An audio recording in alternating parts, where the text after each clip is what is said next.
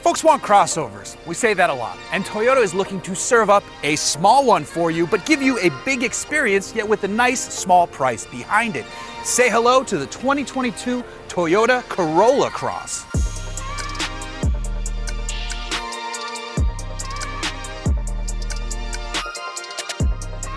Based on the Corolla sedan and built in Huntsville, Alabama, the Corolla Cross shows that Toyota has been paying close attention to what Subaru is doing with its Crosstrek, and they want in on the action. The Corolla Cross sits between the C-HR and the RAV4. It rides on Toyota's TNGA C platform and wears familiar design language just scaled down to Corolla Cross size. The nose is a little on the surprised, sad face, but I can appreciate the fenders, which take on an almost box flare-esque style to them. And at each corner, you'll find a 17-inch steel wheel with a wheel cover on the L model, like this one here, on up to an 18-inch alloy that's offered on the XLE. Though I will say all the cladding makes me think Toyota is paying a ton of attention to what Subaru is doing with its vehicles right now.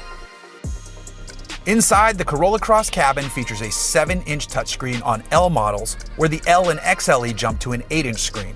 All get Apple CarPlay and Android Auto, while LE and XLE models add in wireless charging.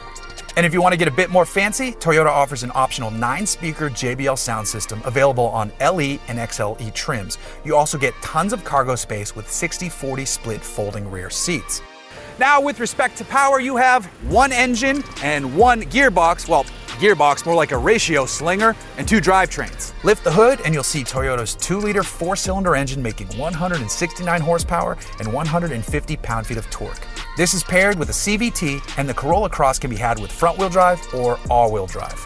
The all-wheel drive version, like this one, features dynamic torque control, which can send up to 50% of the power out to the rear wheels. And then when it's not needed, it actually disengages them, which lets this all-wheel drive version return up to 30 miles per gallon in combined driving. So right off the bat, I'm gonna tell you, it's not exciting, it's not quick, but it says Corolla on the outside, so you shouldn't expect it to be unless it's a vintage Corolla and you're delivering sushi around the country. This isn't that. However, what it is a very nicely made, good car. There's good room inside, the engine makes good power relative to the weight and the heft of this thing, and it's not that heavy by modern car standards.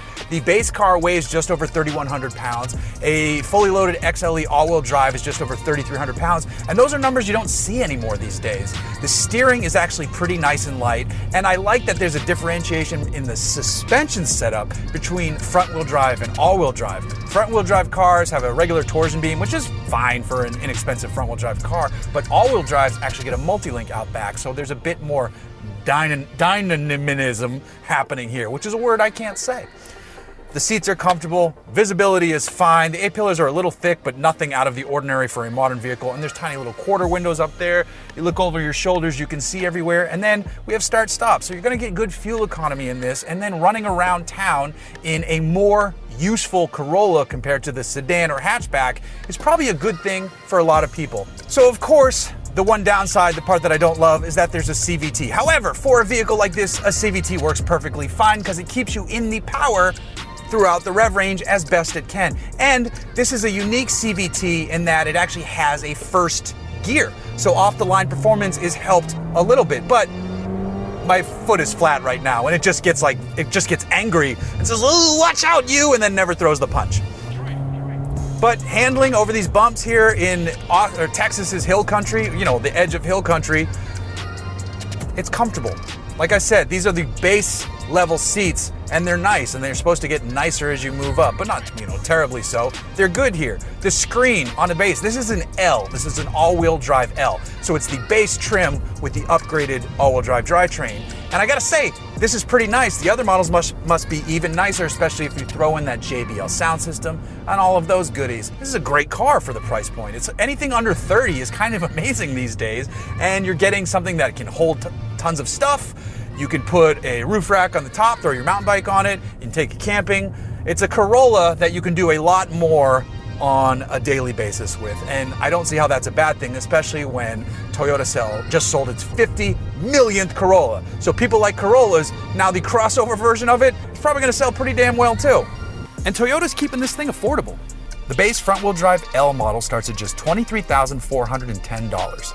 The front-wheel drive LE is $25,760, and the Corolla Cross XLE starts at $27,540.